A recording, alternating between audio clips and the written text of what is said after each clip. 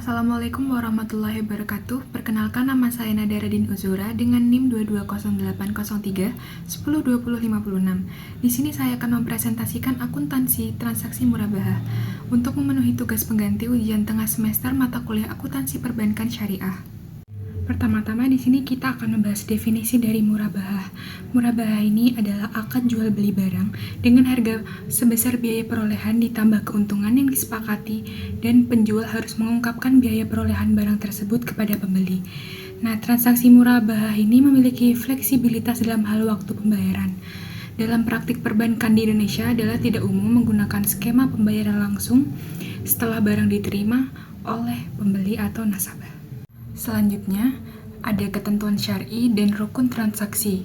Pembolehan penggunaan murabahah ini didasarkan pada Al-Quran Surat Al-Baqarah ayat 275 yang menyatakan bahwa Allah Subhanahu wa Ta'ala telah menghalalkan jual beli dan mengharamkan riba.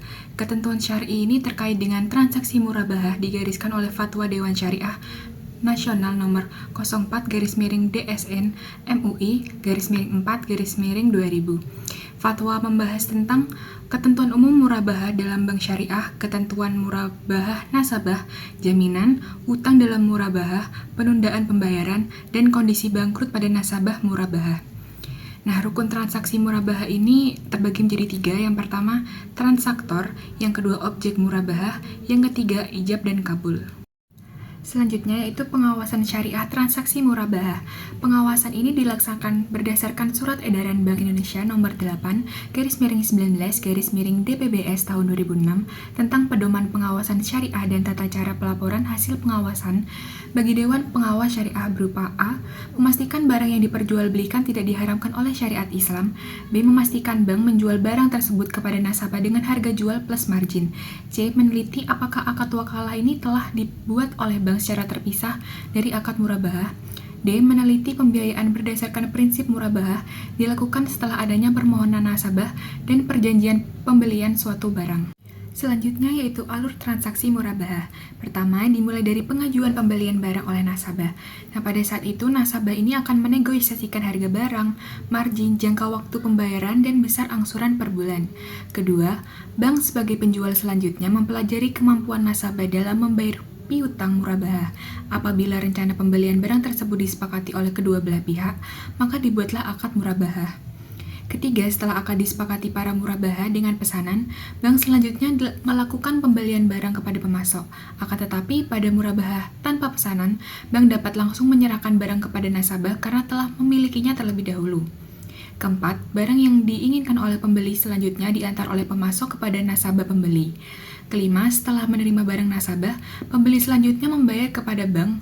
Pembayaran kepada bank biasanya dilakukan dengan cara menyicil sejumlah uang tertentu selama jangka waktu yang telah disepakati. Selanjutnya ada teknis perhitungan dan penjualan transaksi murabahah. Pada tanggal 5 Januari 2000 XA, PT Haniyani melakukan negosiasi dengan Bank Murni Syariah untuk memperoleh fasilitas murabahah dengan pesanan untuk pembelian kendaraan sebuah mobil dengan rencana sebagai berikut. Harga barang sebesar 100 juta rupiah, uang muka sebesar 10 juta rupiah, pembiayaan oleh bank sebesar 90 juta rupiah, margin sebesar 18 juta rupiah, harga jual sebesar 118 juta rupiah, jangka waktunya 24 bulan, dan biaya administrasi 1% dari pembiayaan oleh bank. Nah, untuk perhitungan angsuran per bulan dan pendapatan yang diakui, angsuran per bulan sama dengan total piutang dikurangi uang muka per jumlah bulan pelunasan. Sama dengan 118 juta rupiah dikurangi 10 juta rupiah per 24. Hasilnya 108 juta rupiah per 24 sama dengan 4.500.000 rupiah. Selanjutnya yaitu teknis perhitungan dan penjurnalan transaksi murabahah. Perhitungan persentase keuntungan dari perbandingan margin dengan total piutang. Persentase keuntungan sama dengan total margin sebesar 18 juta rupiah per 108 juta rupiah dari total piutang bersih dikalikan 100% sama dengan 16,66%. Margin per bulan sama dengan persentase keuntungan sebesar 16,66% dikalikan angsuran per bulan sebesar 4.500.000 sama dengan 750.000. Pokok per bulan sama dengan angsuran per bulan dikurangi margin per bulan sama dengan Rp4.500.000 dikurangi Rp750.000 sama dengan Rp3.750.000. Dengan demikian, untuk setiap pembayaran angsuran sebesar Rp4.500.000 per bulan, tergantung di dalamnya margin sebesar Rp750.000 dan pokok sebesar Rp3.750.000. Selanjutnya, akuntansi transaksi murabahah.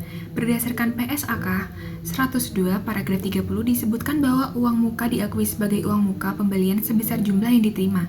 Dalam praktik perbankan terdapat 3 macam alternatif. Yang pertama, mendebit langsung uang muka yang telah disepakati. Yang kedua, memblokir rekening nasabah sebesar nilai yang telah disepakati. Ketiga, uang muka dipegang dan dibayar langsung oleh nasabah kepada pemasok. Selanjutnya ada pembelian barang pesanan. Di sini ada 2 alternatif. Yang pertama, membeli langsung barang secara tunai kepada pemasok. Misalnya, pada tanggal 7 Januari, untuk keperluan transaksi murabahah dengan PT Hania BMS melakukan pembelian barang pesanan PT Hania kepada pemasok Z senilai Rp100 juta secara tunai. Nah, jurnal untuk mencatat transaksi tersebut yaitu pada tanggal 7 bulan 1 tahun XA, persediaan aset dicatat pada debit sebesar Rp100 juta, sedangkan pada sisi kredit dicatat kas atau rekening nasabah pemasok sebesar Rp100 juta. Lalu untuk alternatif kedua, membeli langsung secara kredit kepada pemasok. Bank Syariah dapat membeli barang kepada pemasok dengan menggunakan pembayaran kredit. Misalnya pada tanggal 7 2000 XA, untuk keperluan transaksi murabahah dengan PT Hania, BMS melakukan pembelian barang pesanan PT Hania kepada pemasok Z senilai Rp100 juta secara kredit. Nah, jurnal untuk mencatat transaksi tersebut yaitu persediaan aset murabahah dicatat di sisi debit sebesar Rp100 juta, sedangkan sisi kredit dicatat utang pada pemasok sebesar Rp100 juta. Selanjutnya, jurnal saat pelunasan utang pada pemasok dicatat dengan utang pada pemasok di sisi debit sebesar Rp100 juta dan pada sisi kredit dicatat kas atau rekening pemasok sebesar Rp100 juta. Selanjutnya, saat akad murabahah tidak jadi disepakati, misalkan pada tanggal 10 Januari 2000 XA, nasabah pembeli membatalkan rencana pembeliannya dan meminta kembali uang muka yang telah didebit oleh Bank Syariah. Atas pembatalan rencana pembelian tersebut, Bank Syariah ini memotong uang sebesar Rp1 juta untuk mengganti biaya-biaya yang telah dikeluarkan oleh Bank Syariah dalam rangka pengadaan barang dan rugi yang ditanggung karena membatalkan pembelian pada pemasok.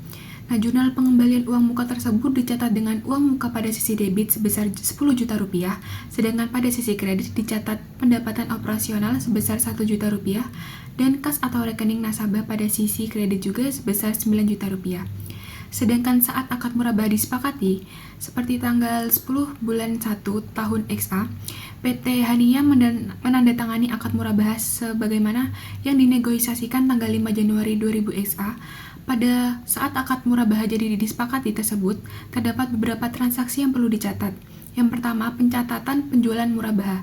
Berdasarkan PSAK 102 paragraf 22, piutang murabahah ini diakui sebesar biaya perolehan aset murabahah ditambah keuntungan yang disepakati.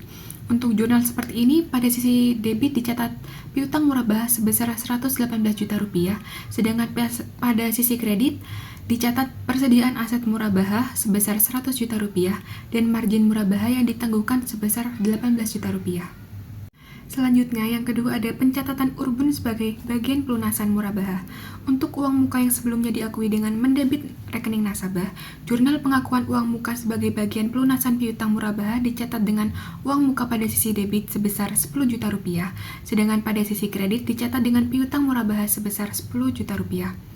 Yang ketiga, pencatatan biaya-biaya yang ditanggung nasabah. Misalkan, dalam transaksi murabahah PT Hania di atas dikenakan biaya-biaya sebagai berikut. Biaya administrasi sebesar Rp900.000, biaya materai sebesar Rp30.000, biaya notaris sebesar Rp225.000, biaya asuransi sebesar Rp378.000.